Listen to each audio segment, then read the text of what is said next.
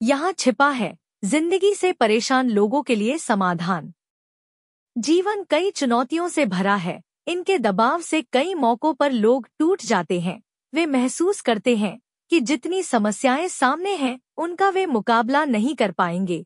कई मर्तबा लोग महसूस करते हैं कि वे दुनिया की सबसे खराब नौकरी या काम कर रहे हैं। कुछ महसूस करते हैं कि इस पूरी दुनिया में सबसे असाध्य बीमारी उन्हें ही घेरे हुए है। वे जिस अस्वस्थता से गुजर रहे हैं उस तरह की तकलीफ दुनिया में किसी को भी नहीं। जीवन में कभी कभी ऐसा समय आता है जब हमें लगता है कि जितनी बुरी स्थिति में हम हैं कोई दूसरा नहीं है। एक लोक कथा के जरिए इस बात को समझते हैं। जंगल में एक संत रहते थे। लोग अक्सर अपनी समस्याओं का समाधान पाने के लिए उनके पास जाते थे। एक दिन महिला सलाह लेने आई। संत ने कहा, मैं आपके लिए क्या कर सकता हूँ? महिला ने कहा, मेरे घर में कुछ ठीक नहीं चल रहा है। मैं एक झोपड़ी में अपने पति और 2 बच्चों के साथ रहती हूँ। मैं एक बड़ा घर चाहती हूँ, लेकिन मेरे पति का कामकाज ठीक नहीं चल रहा है और हमारी स्थिति ऐसी नहीं है कि हम बड़ा घर ले सकें। हमारा समय खराब चल रहा है। मेरे ससुर की नौकरी भी चली गई है और वे हमारे साथ रहने आ गए हैं। पहले ही हमारे रहने के लिए जगह कम थी, लेकिन अब हम 6 लोग एक छोटी सी जगह में गुजारा कर रहे हैं। इसमें बहुत दिक्कत हो रही है। मैं अब इसे बर्दाश्त नहीं कर सकती। मुझे घुटन हो रही है। मेरी मदद कीजिए। संत ने कुछ क्षण विचार किया और कहा, क्या तुम्हारे पास कोई गाय है? महिला ने जवाब दिया, हाँ, हमारे पास एक गाय है। तो संत बोले, मैं यही सलाह दूंगा कि थोड़े समय के लिए उस गाय को भी घर के भीतर ले आओ और फिर हफ्ते भर बाद मेरे पास आना। महिला परेशान हो गई। उसने सोचा कि महात्मा ने कुछ विचार करके ही यह सलाह दी होगी। उनके कहे में जरूर कोई चमत्कार छिपा होगा, तो उसने बात मान ली। बस जैसे ही यह परिवर्तन हुआ, घर में कोहराम मच गया। घर में भीड़ भड़का हो गया। जैसी ही गाय अपना सिर दूसरी दिशा में करती तो घर के सारे सदस्यों को अपने रहने का तौर तरीका बदलना पड़ता।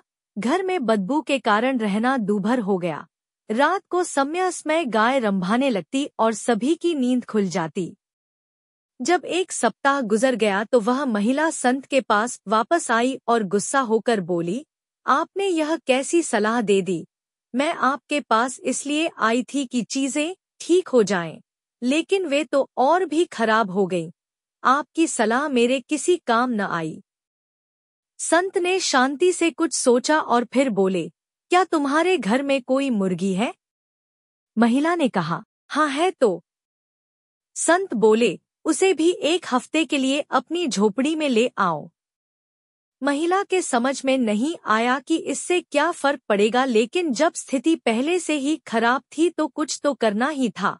उसने सोचा कि जब पूरे गांव को संत की सलाह से फायदा पहुंचता है तो मुझे भी उनकी बात मानना चाहिए।